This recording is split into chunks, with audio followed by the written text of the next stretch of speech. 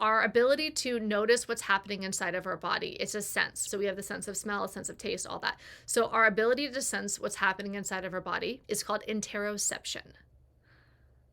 So if you've meditated for a while, it's going to increase your interoception, right? If you drink for a while, it's going to decrease your interoception. There are ways to increase our interoception, our ability to feel what's happening inside of our body, to feel our digestion, for example. I remember I was about 2 years sober and I was feeling my digestion, and I was telling my sponsor in sobriety, I was like, oh my God, I feel my digestion. It's so crazy. Like, I haven't felt this before. And my sponsor was like, congratulations, you're alive. Because I had been so numbed out. And so here's what I learned in the science that's like super cool that I've never really heard people like dive into this, but I love this. And so I want to share it with you because maybe you're a little geeky like me too, or it'd be like fun to learn about. Alcohol kills our interoception abilities. It numbs it out. It literally damages our ability to feel what's happening inside of our body. That was a pro. That's what I liked. I liked that alcohol. I didn't know that it damaged. Don't worry, we have neurogenesis, right? We can regrow our ability, rebuild our abilities, right? Especially to stay sober longer.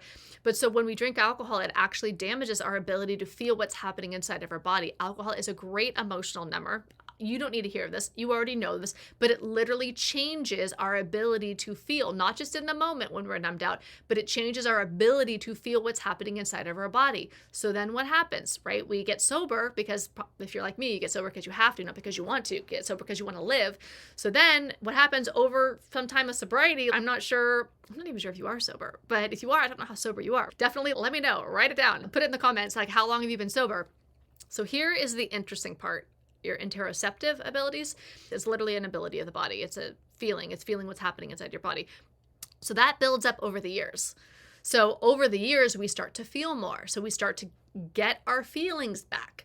So it's really important that if we're going to stay sober and thrive, right?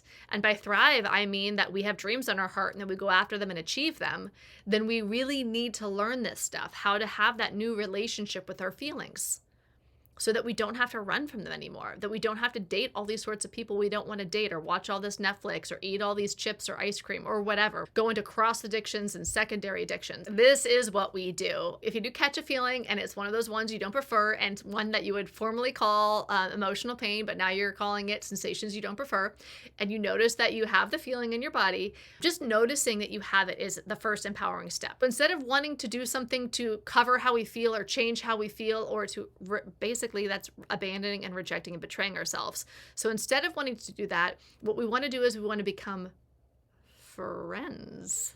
Become friends with what you feel inside. This is befriending the sensations. The real kicker here is that the way that we become comfortable in our skin sober is by befriending discomfort. It's actually way easier than it sounds.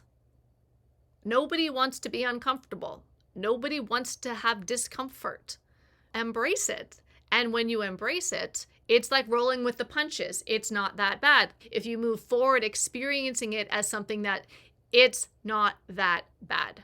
That's my dream for you. That is why I'm here for you, talking to you in the jungle. You are welcome to the jungle, baby, the Sobriety Bestie jungle. The reason, by the way, why I'm doing the jungle vibes is because you've heard that phrase before, like it's a jungle out there.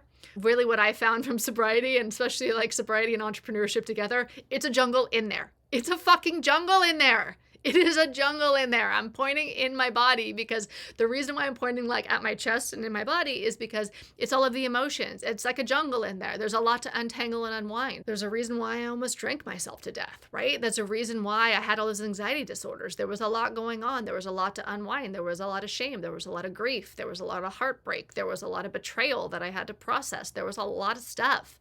It is like a jungle in there, but it's okay. It is like a jungle in there, but I'm here to guide you through it.